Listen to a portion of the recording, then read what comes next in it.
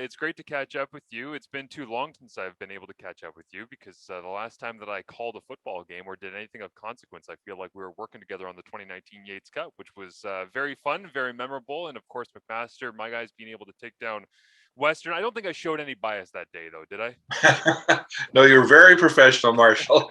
It's hard to believe that's like been what, 16 months or whatever. Yeah, Yeah. it has been wild for sure. But you have continued, obviously, to be working and finding different things to do. Tell people what you are working on right now and why I'm thankful that you have squeezed me in between two major events that are happening here. Because I would say, oh wow, Mark, yeah, I guess you must be so tired of all these Zoom calls, but you're actually calling things in person still. You're still traveling around and doing stuff. So what are you up to right now?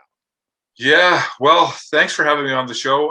It's been kind of wild. I just got back from the Calgary Stampede, which is 10 days of mayhem. As you know, it's wild. It's crazy. It's a whole different culture than we experience out here. And it's just a blast. The people are fantastic and the athletes are unbelievably polite and tough and talented. And so I did 10 days of that. That was my first time at a live sporting event since the Yates Cup, Wow. because everything else I've done, like, with the sports world sort of coming to a halt, a lot of my events were canceled, including the 2020 Tokyo Olympics, or at least postponed. And then I ended up doing World Cup and World Championship bobsleigh for CBC. And we did those. Those came from Europe. And so we were live. I was in a voiceover booth in Toronto. My analyst was in Calgary, and we're both looking at the same feed coming from, Germany or, Latvia, wherever they were competing that day.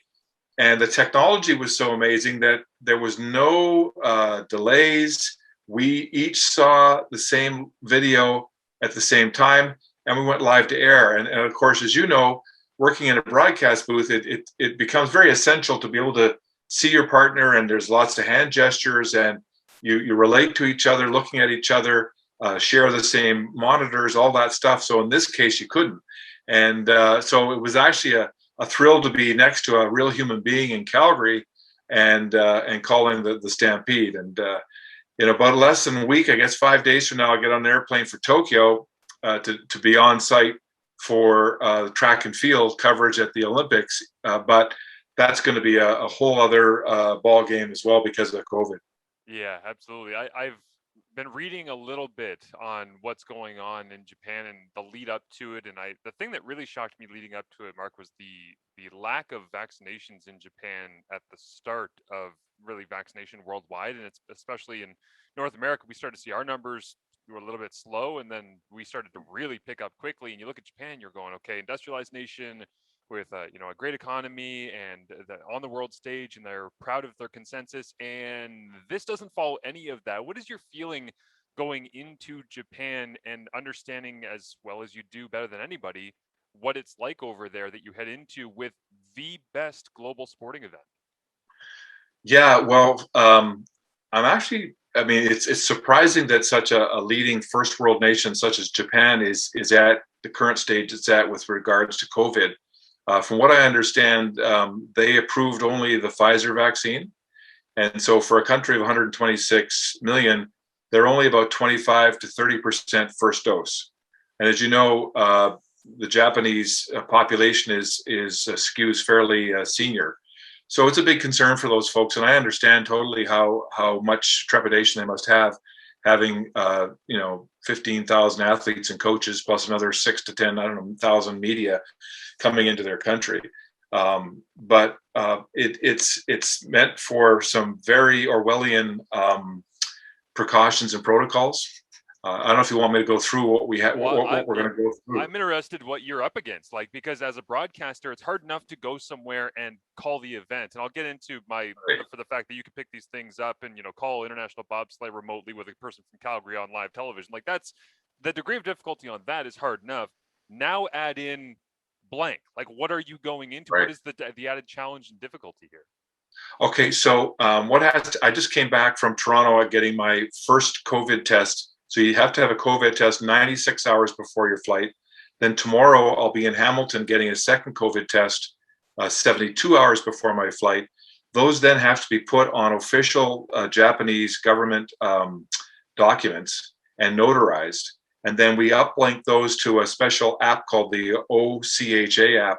This is all the medical information. So our vaccinations will be on this app, these tests, and then what's called a 14-day activity plan. And so the CBC submits that on our behalf. The Japanese government approves it. I received the approval 2 days ago. I then put that on the app as well. What that says is, I looked at it. I'm allowed to go from my hotel to the Olympic Stadium. And then they've also included the International Broadcast Center and the main press center, because I'm going to have to go there once before the games begin to get some documents from the CBC. That's it. So you can't. So basically, I'll be going hotel to the stadium. As soon as we arrive, the process through the airport's about 5 to 8 hours, because you have to go through so many stations with all of these documents, and then they have to be official. There's QR codes you have to have scanned. It's quite a rigmarole. But once you get on the ground, it's stadium, hotel, and back. That's it. You're allowed, if you want to go to a corner store near your hotel, 15 minutes. Now, because we're being tracked on this app, you sign a waiver which says you can allow them to see where they can track you, and they'll know if you've deviated from this 14-day activity plan. And the reason it's 14 days is that goes back to that quarantine 14-day thing. So after 14 days, you are allowed, and once you've been tested, to walk on the streets. The other thing is that people are being encouraged to video foreigners on the streets and post it on social media to kind of, in case, just to prevent people from being out there. It's kind of wild.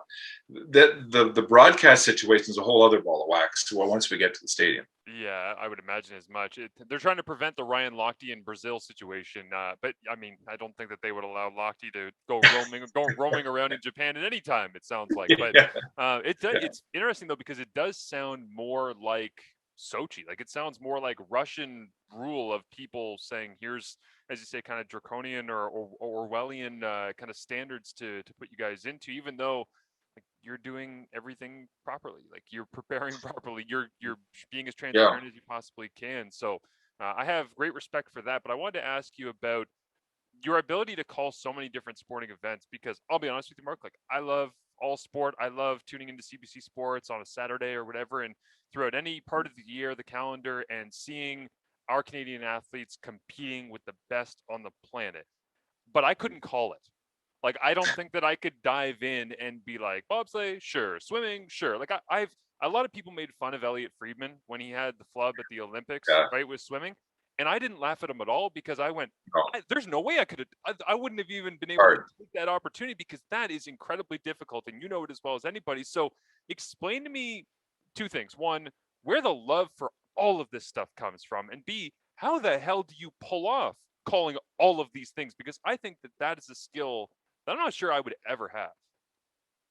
Well, first of all, you underestimate yourself, because I think you'd be able to do all kinds of different sports here. You're a very versatile broadcaster, so don't limit yourself. And I'm sure we'll hear you doing bobsleigh and volleyball and figure skating, whatever down the road. I signed up for equestrian. I put my name in the hat. So there you go, equestrian. That's something I haven't done.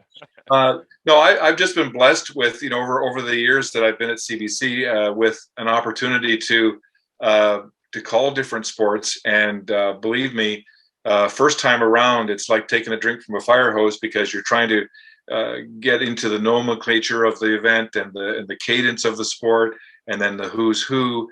And so, it was always kind of white knuckle winging a prayer for me to, once I, started something new.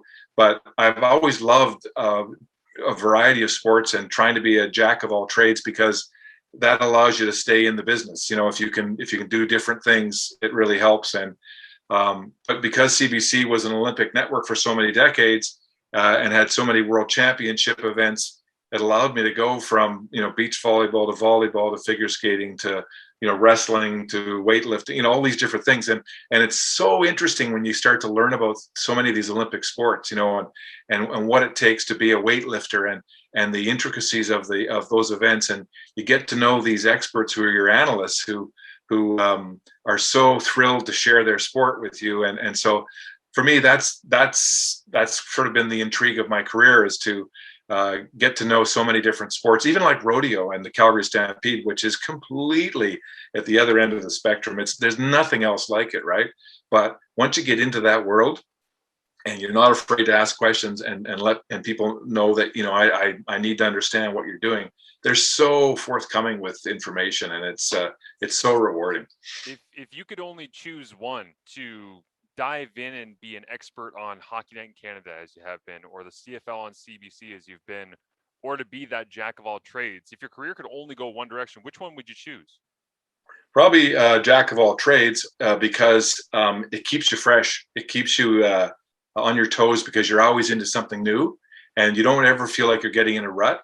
But if I had to declare one sport, it would probably be football because like you played the game, love the game. I love the I love the way it's a linear sport. It's like play after play after play, the strategy involved, all that stuff. So I mean, I'll never get that out of my blood. That's clearly my favorite sport. But in terms of Olympic sports, track and field is something that I've come to really love, and it's a huge file because there's 48 different events, and the amount of preparation is enormous for it. Because when you're sitting at the track, you can have women's 400-meter heats going on at the same time the men's pole vault qualifying is going on, as well as the women's hammer throw, and then there's a medal ceremony, and you know and you're just trying to keep up, and your analysts are changing the commentator information board because you're looking at the blinking light to see what height Duplantis is at, and who's leading on the countback, and that keeps your mind really flowing. But it's like a 5-ring circus for sure. Yeah, and I there's a lot of things that I associate your voice with in calling sporting events, but one of my favorite things is track and field, where you're getting to the final of the 400, the 800, the 3000, the 4x1, 100, 200, whatever it might be.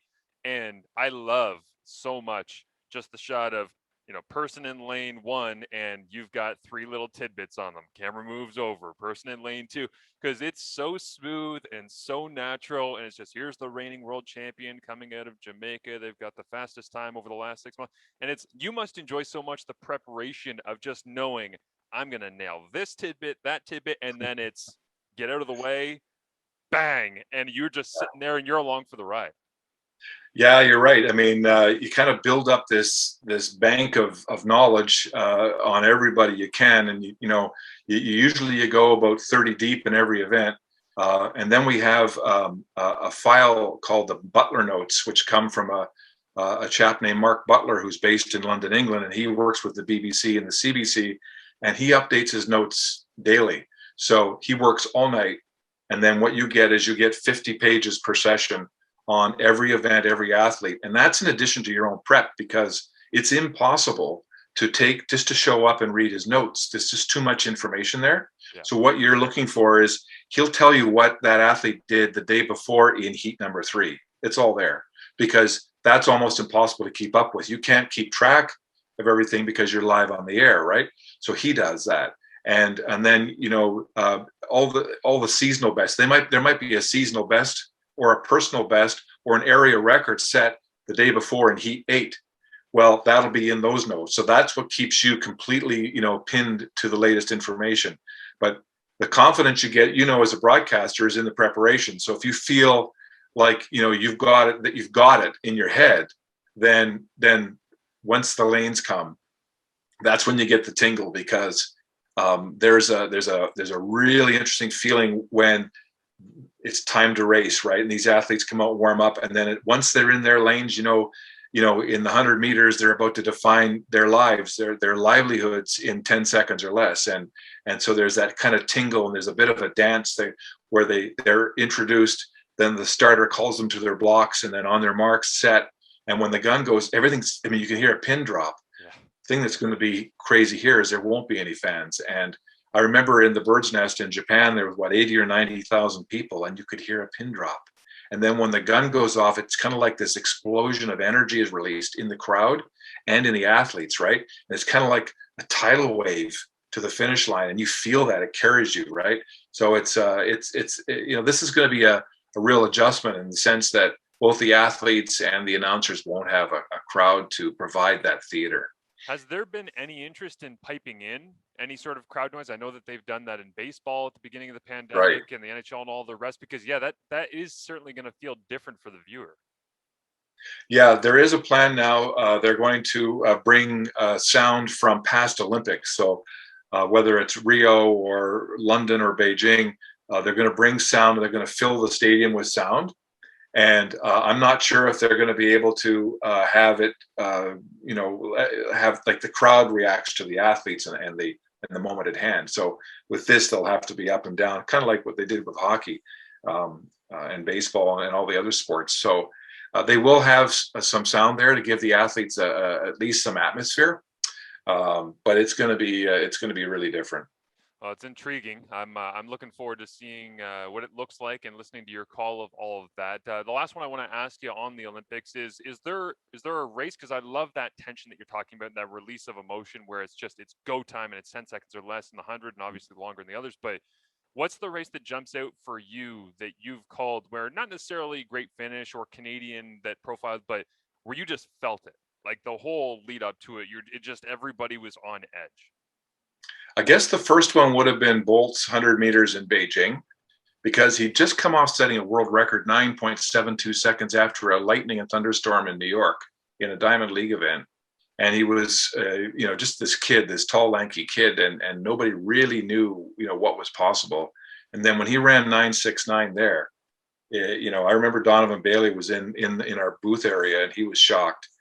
So that and the way he did it, kind of like celebrating over the last 10 meters, and he could have gone even faster, right? So that was pretty. That moment. I mean, there were 90,000 in the bird's nest. You could hear a pin drop, and then when the gun went off, the whole stadium was flashing with light bulbs, and the crowd was roaring. And then Bolt did his thing, and so that gives me tingles.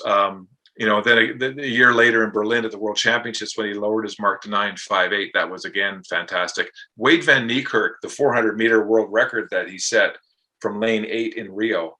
Imagine running in lane 8. In track and field, when you're in the stagger, lane 8 is way out ahead of everybody else. You can't see anybody else in your race. So that's what they say, you're running blindly. So you can't kind of look at other people, especially your key rival, to see how fast he's gone out over the first 200 meters.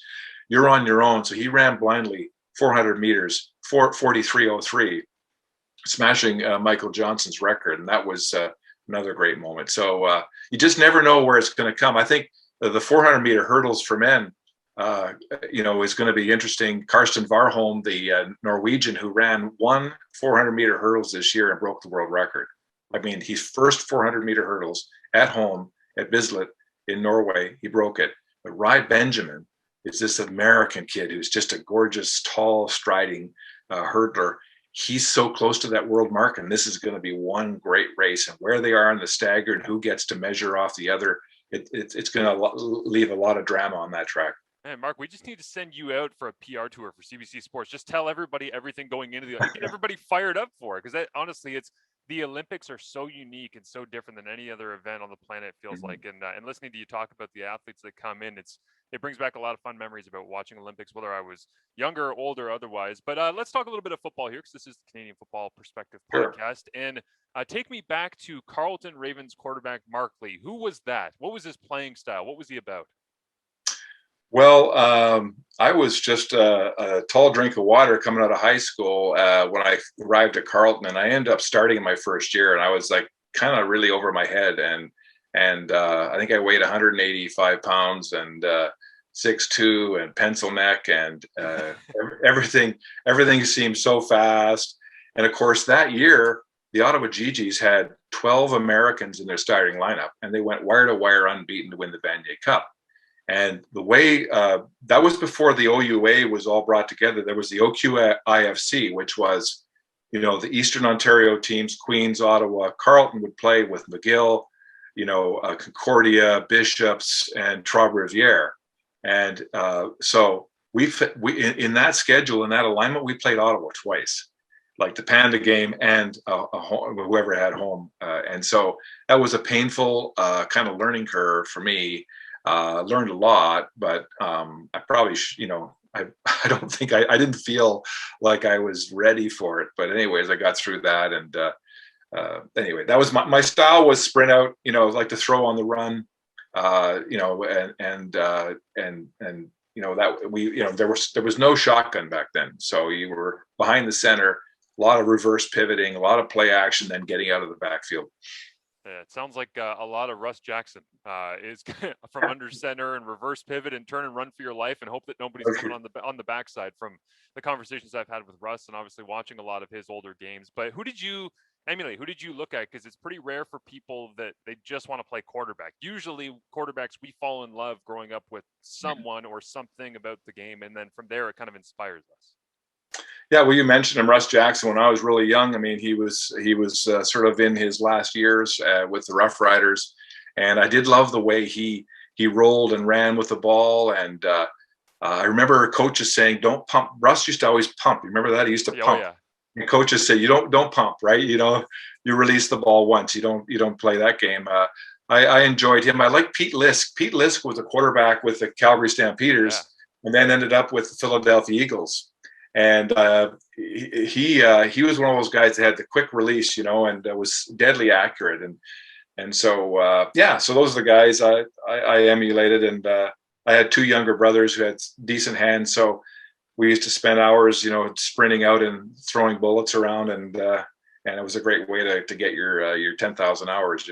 Yeah, no doubt. Lisk had a lot of success, obviously, in the early 70s with Calgary once it kind of cooled off for Russ and he ended up retiring and moving on to being successful in just about everything else he's done. Is it incredible to you that it's been 50 years plus now since that 1969 Grey Cup? Because I admit I'm born in 91. So, I mean, my timeline on this stuff is completely out of whack. But even for me Right. going back through and watching old Grey Cups, it's like you go through, the 50s and then you get through the 60s and you go, okay, the decade of Russ and it's 60 with the Riders and being able to see him in 66 win again and then 68, 69 and you're kind of going through and you're Yeah. realizing the timeline of it and then you go 70s so much history, 80s so much history, 90s so much. Oh my God, here comes Flutie. Okay, now we're into Calvillo. Now we're and the timeline is so far back on Russ and yet he still feels so relevant to all of us who love Canadian quarterback. He does. I mean, that was a time when the CFL was so big in my mind. I mean, I remember getting a black helmet and taping an R on it and white tape, and everybody wanted to look like Russ, put the 12 on the front and the back. And I could name, like, I remember Vic Washington and Margene Adkins and Bo Scott and Ron Stewart and Russ in the backfield. And there's Tom Pullen as we got into the 70s. And then Tony Gabriel came to Ottawa with Clements and Holloway. I mean, there's two guys. When those guys came to Ottawa, I was just coming out of high school, and I thought, wow, these guys. I think today those quarterbacks would probably have stayed in the NFL because the NFL was such a prototype. Big quarterback stay in the pocket versus these guys who were able to run and throw on the run, right? And that was really exciting to see those guys. So yeah, I mean, I went back to the Jackson as a kid, and then Holloway and Clements, even Billy Robinson coming out of St. Mary's. I had a chance actually when I just finished high school in the summer before first year. There was a kinesiology, biomechanics study going on out of the East Coast, one of the universities there. And they came to Ottawa with high-speed film, and they wanted to shoot Clements and Holloway. And Jerry Keeling was there at the end of his career. And of course, Billy Robinson. They said, we want two really young guys. So I came along with the Ottawa U quarterback, Yves Leclerc, and they made us take our shirts off. So everybody was just throwing with no shirts. And they could slow the film down. When they fired the film up, it sounded like a siren. It was that fast. And they could watch each one of your fingers come off the ball. And what they wanted to do was break down the mechanics, the biomechanics of throwing a football. Like how does a ball come out of your hand kind of backwards, right? And then be so accurate and spin through the air and then they watch all the muscle tissue working too. So I never did get a chance to see that. I would have loved to have, but I remember the Ottawa U quarterback had a little bit of a ducktail to his pass, and they told him they were going to write him and tell him why, and to help him with his release. But wouldn't that be cool to have someone video you like that with high speed film and then biomechanically kind of break down the way you throw a football? The thing I've always been amazed by in throwing a football, and I've talked with Bo Levi Mitchell about this a couple of months ago, was the biomechanics of human beings raising our arm to be this kind of vertical. And some guys kind of have that side slot, and some guys are down here and Right. all the rest. But the Yeah. idea of raising your shoulder up and putting that much tension on your shoulder, you ask Hmm. anybody who lifts weights, you're not supposed to do anything in this range of motion. And yet we've just decided, you know what? This is the best way to Yeah. throw a football. And we do it endlessly. And it's like, there's no wonder that guys end up going Tommy John with elbows in baseball, and that quarterbacks have shoulder issues later in their career, and Yeah. some of the zip comes off the ball. It's like, your shoulder's not supposed to do that, but Right. damn, is it ever fun when it goes correct. Isn't it? Like how long did you throw a football before you got to McMaster? Like how many years? And how You know what? many? I threw it around with my dad and Yeah. pretty consistently when I was a kid, but that probably started really my love for it when I was maybe 8, 9, 10 years old. I mean, other than that, it was Yeah. throwing around a little Nerf football or something like that. And then, Right. but I never played organized football until grade 10. So Right. I was fairly late in the game compared to some of my friends that had played, which I was Yeah. thankful for because they got burnt out. But yeah, it was you fall in love with the process of getting ready and making those great throws, and then once you bite that bug, there's no going back. No, and it isn't it. It's just kind of a really pleasurable thing to watch the ball go. Right. If you went, and especially if you've thrown it and you know it's on target and it's a perfect spiral and it's just it's a fun thing to do every day is just throw the football, watch it go. Right. It's a great thing to do, and Yeah, that's why yeah. I was just gonna say I don't want to sound like I'm 1970s Montreal sitting around with incense and all the rest, but sometimes I'll be watching a football game, Mark, and I'm sure that you've had this moment too because you think about the game. It seems like a lot like I do a lot of the time when we have these conversations that sometimes I will see Jeremiah Masoli for the Ticats roll to his left in Yeah. Montreal in 2019, and he'll throw a back shoulder ball to rookie Jalen Acklin that lands perfectly low and away from the defender, and he'll catch it, tap his toes, and it's touchdown Ticats. Boom.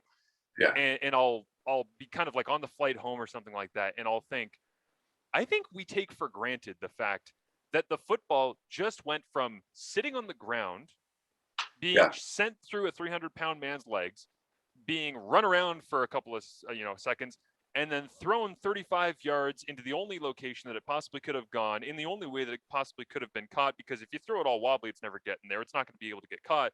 And then it's going to Right. get caught, and it's going to be in the right spot at the right time. The receiver's going to make a Yeah. great catch. That ball just traveled 80 yards in 7 seconds, and it led to Yeah. points. And sometimes it's just mind blowing to me that we take for granted. Okay, you say, okay, the nice throw, nice catch. The amount of work and the amount of art that goes into having a football travel that distance and just happen to end up in the right place blows me away every time I watch a game. You know what? You're right. I mean, think of the circuitry, the muscles, everything that goes into that moment. It'd be really hard to design anything that could do that, right?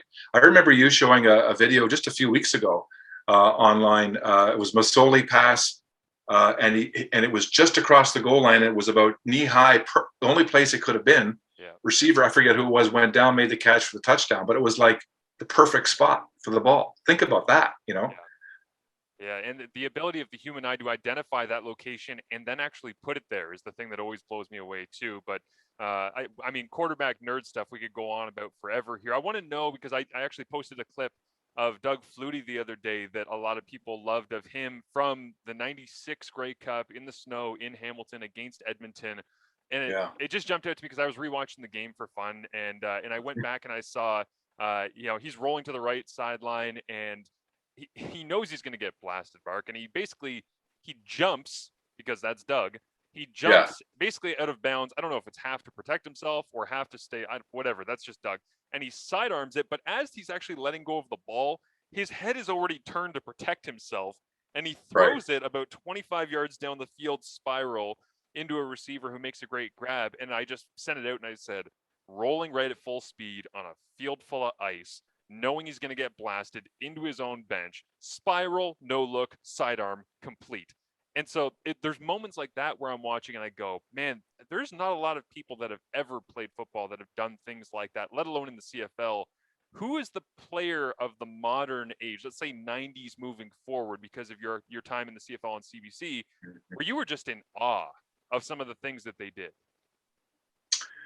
Well, I mean, Flutie for one. I mean, the way he even drew up offenses during the week because of what he saw on game film. I mean, Daryl Mitchell was basically a scout receiver with the Argos back in the early 2000s or late 90s. Sorry. He Doug kept noticing that he was always open. I mean, that guy set the receiving record for the Argos, and it was Flutie who kept saying, "We need to start getting the ball to this guy, right? Because he knows where to find the soft spots in the zones." So he was always that smart in terms of helping the coaches put game plans together.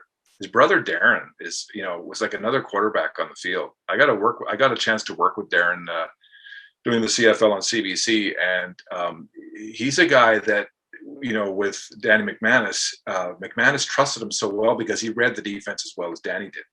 And so, I mean, he was always finding little spots here and there. An undersized receiver with not a lot of speed could be so prolific, right? Mm-hmm. So those two brothers always impressed me in terms of their ability. Trying to think who else jumps out. I mean, Damon Allen was a great athlete, a cat-like athlete who could escape pressures and had such a long career. And as you know, in a sport like football, to be able to survive and to keep playing that position, you have to be a great athlete, and he did. The guy that really impressed me in terms of where he came from and what he became was Kerry Joseph as a quarterback. He'd spent 6 or 7 years as a strong safety in the NFL. Then he came to the CFL. Think about that. Like, he was 7 years as a strong safety. He came up, and it was Kent Austin, his brilliance as a coordinator, who shaped his mind to the Canadian game and gave him 2 reads on every play. And Kent sold him on that first read is 85%. But if it's not there, that's your go-to, right? It was always, and it was a way to like help him begin to see the Canadian game with all its motion, the extra player, the wider field, all that stuff. So there's a guy who maybe wouldn't jump out to most people, but what I found impressive was his ability to adapt from being a defensive player in the National Football League to a quarterback in the CFL. Yeah, it's amazing to think of the guys that have gone through. I was actually saying that to my fiance Marlene the other day because I saw an interview of Nick Marshall, who of course now is a defensive back for Saskatchewan. And I said, if you look at this guy, what position do you think he plays? She goes, pretty skinny, probably receiver. I go, yeah, not far off. Defensive back. I go, he happened to be a super successful quarterback at Auburn. Like, it's the opposite thing, right? Of Kerry Joseph, but being able to see athleticism matter no matter what, albeit at different positions in different leagues, but that stuff does transition, and it takes someone's eye to be able to trust and to see something that others don't, which I always appreciate in talent evaluation through the CFL draft. Otherwise, when somebody like, for example, Kent, he drafts Kay Okafor, who's this pretty dominant defensive lineman out of St. FX. And I sit down in the draft interview that night, 10 minutes after he's taken him. I go, well, you must be excited. Add him to the pass rush, the rotation. He's going to be a dominant player. He goes, well, he's going to play tackle for us. He's going to be on the offensive side of the ball. And I'm like, oh, okay. Yeah, good to know, because I had no idea that was even. He goes, no, I see it. I see it. I'm like, okay, let's see it. And sure enough, he's turned into a very nice player for the Ticats and filled in for Chris Van Zyl when he was injured in 2019. So the ability of those talent guys to see through and to give people opportunities to be great is always inspiring, isn't it? It sure is, and like I mean, whenever I spoke with Kent Austin, I mean, I always felt like he was dumbing it down for us all to understand, because his brain operates on a whole other plane when it comes to offense. Mike Pringle is another guy that was pretty amazing. A powerful running back who played every down and took a beating and just kept coming, right. And he was so reliable as a back with the Owls, and so successful. Yeah, absolutely. What was it that you enjoyed the most about calling CFL games? Well, I'll say this: I was so excited the first time I got in the broadcast booth, and I got too excited. Like, every play seemed exciting. Every moment was exciting, and everybody used to joke. My producers would say, "Mark, you got to throttle back," and that would actually come into the headset. Throttle back, throttle it back. Like, it's just the first quarter. So I used to love just being up there. I love the view.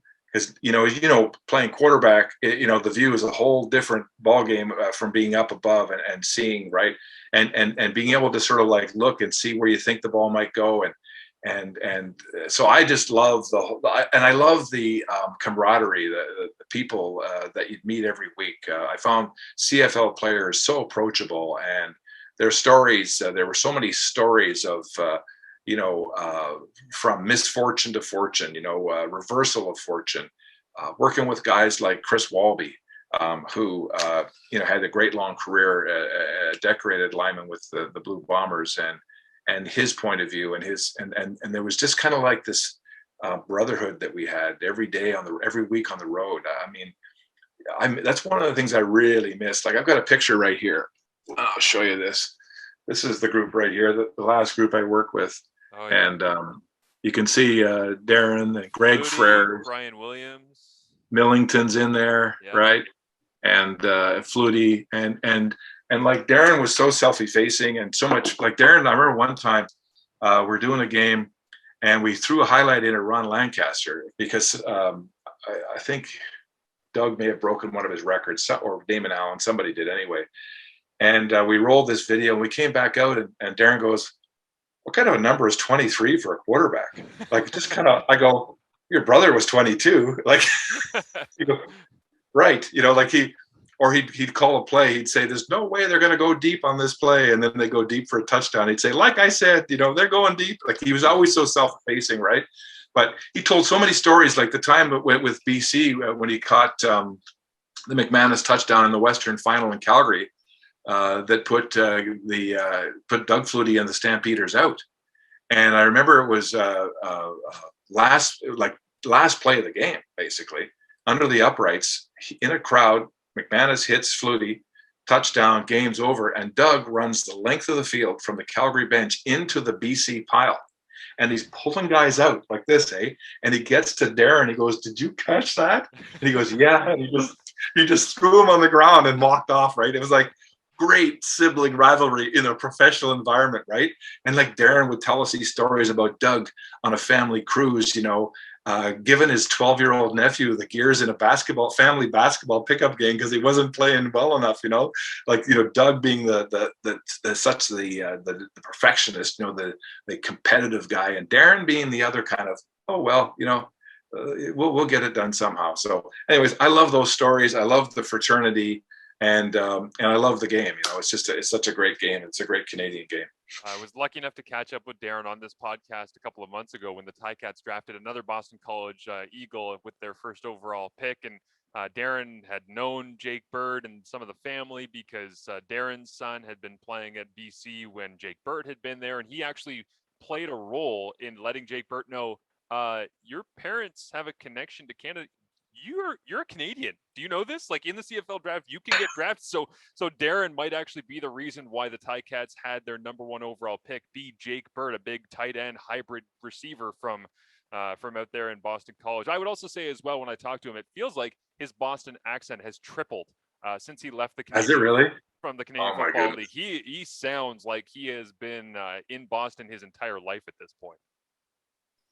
I'd love to hear that accent now. Yeah, he's such a beauty. He's such a fun guy to be around, and he was such a great player. Yeah, absolutely. Such a great player. They're fun guys. The last thing I want to ask you here on the way out, Mark, is when I go back through and I watch these old Grey Cups, it's great because sometimes I'll be able to find a version on YouTube that is not just the game itself, but there's some commentary or maybe there's some production on the edges. And when CBC did the Grey Cup Classics, and they would have, the intro of here's what the Grey Cup was, and here's a quick little primer on it. Enjoy. Then they throw on the replay, and at the end of the game, sometimes it would be a lead into, hey, here's what's coming up for you tomorrow.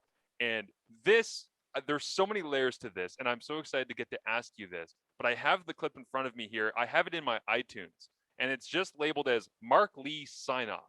And I believe that it's for a Grey Cup Classic that's from the 1950s or so. And it wraps up, and it's you standing there with green screen otherwise and saying, "Thanks so much for enjoying our Grey Cup Classic. Excited to be able to bring you Grey Cup Saturday coming up tomorrow. And then, of course, it's the big game coming up, blah, blah, blah, blah, blah, blah." And at the end, this is how you say goodbye to the viewers. I'm Mark Lee. Thanks for watching, and have a good sleep. have a good sleep is the greatest sign off I think I have ever heard, where you are saying it's a Friday night on CBC and I just love it because the layers of it is, oh, I know you guys are coming back. Like I'll see you here. I'll see you here tomorrow. I'll be right here tomorrow. Have a good sleep. Yeah. It reminds me of, there was a woman that used to work at the Wendy's drive-through in Kingston, Ontario one day, who when we would go through, her thing was always, she would say, "There you go. See you tomorrow." And Yeah. my mom would always go, "The hell, she thinks we're coming back tomorrow?" And I was like, "Hey, listen, it's her tagline. It's how she's bringing you back." But I don't know if you Yeah. remember that, if there's an explanation that matters for that. I just love that clip and I laugh at it. If I'm in a bad mood, I put on Mark Lee's sign off, "Have a good sleep," and it just makes me happy. That's funny. I totally forgotten about that. You know, you do so many of these classics the week of Grey Cup week and tapings and stuff like that.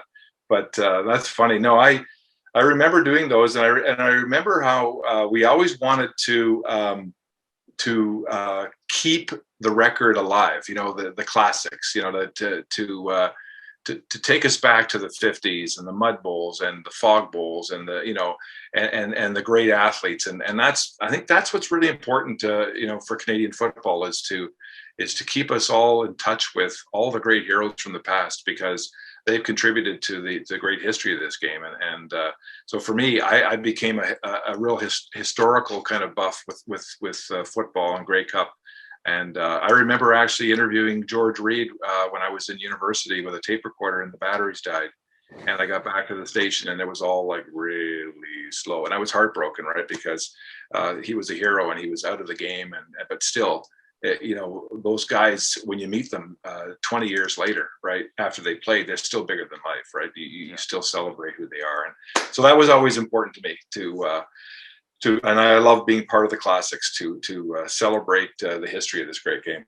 Yeah, I'm with you, and I can't wait if I ever get the opportunity to do any one of those promos on a Grey Cup weekend where we're playing a classic. I am absolutely going to say, "Have a good sleep." I am going to do that, and it's gonna be an ode to Mark Lee, and nobody's gonna understand it other than you. And I'm gonna send you the clip and go, "There, I finally did it."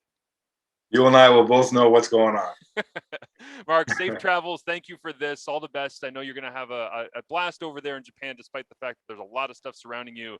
You do such a Yeah. great job calling all those events, and it's always fun to catch up with you.